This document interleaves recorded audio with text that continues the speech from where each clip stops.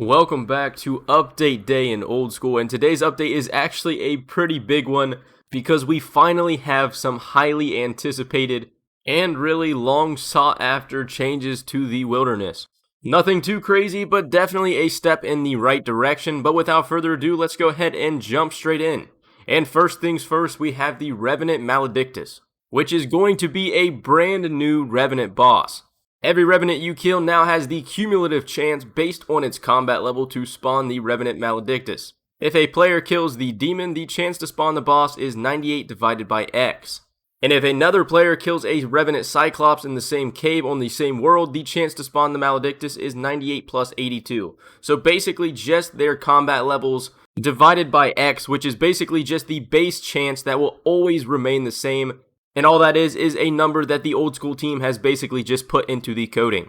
The more Revenants killed in the caves, the greater chance of the boss spawning, but when it does spawn, this chance all resets. And they've also confirmed there is already a failsafe in place that guarantees the boss spawns if one has not appeared for a decent length of time. So basically, if there isn't a ton of people killing Revs in your world and you're the only one killing them, it guarantees that after a prolonged period of time, a boss will always spawn.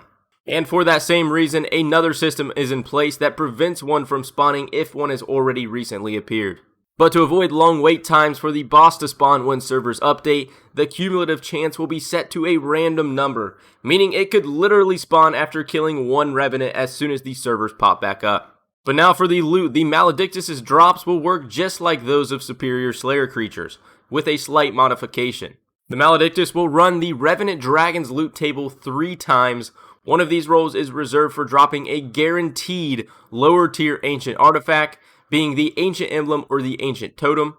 And on top of those loot rolls, depending on how many players were actually attacking the Maledictus, a certain number of players who dealt the most damage will be granted a buff they're calling the Failsafe Surge. And pardon me if I completely butchered that word. For Iron players, the normal applications for loot do apply. However, regardless of how many people are actually attacking the Maledictus, Iron players can still receive the buff. But now let's go over what the buff actually is. It does require you to be wearing the Amulet of Avarice. And players with the buff are marked with a unique skull above their heads, and they receive a 15% damage and accuracy boost for all styles. This is purely only while fighting Revenants, and it does include the Revenant boss, and the buff will last for 30 minutes. Removing the Amulet of Avarice during this time will remove the buff, and world hopping will reduce the duration of the buff by 1 minute per world. And to spice things up, if you don't manage to grab the buff yourself from the boss kill, you can always snipe it from another player by killing them in PvP. Do note though, this still requires both players to be wearing the Amulet of Avarice. In hindsight, I'm hoping there's a mechanic where you can't just remove your amulet, completely killing the buff entirely right before you die to another player. But now moving on into this week's update, we have some more changes to Wilderness Slayer. Some new task-only creatures have been added to the Wilderness Slayer cave, being Abbey Demons, Dust Devils, Jellies, and Necreals. And they've also decreased the total numbers of kills assigned on monsters like Fire Giants, Hill Giants, and Bloodvelds. Not to mention, they've added additional spawns of Bloodvelds in the Wilderness God Wars dungeon and bears north of the Ferox Enclave. But for the biggest change of Wilderness Slayer, enemies in the Wilderness Slayer cave now have a chance to drop items from a new loot table containing consumable blighted items and items from Justine's LMS reward shop. And I'm very interested to see what all is included in this drop table and how often it's going to be dropped. But with that, here is your current league standings and the required points to fall within each rank. Personally, I'm sitting at the bottom of the Addy tier, so I definitely have to pick up my pace.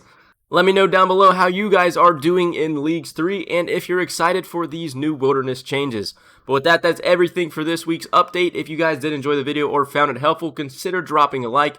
It massively helps these videos out. And if you're not already, make sure you're subscribed to the channel and turn notifications on so you're notified every time a new video goes live. But with that, I hope you guys enjoyed the video and have a great rest of your day, and I'll catch you in the next one.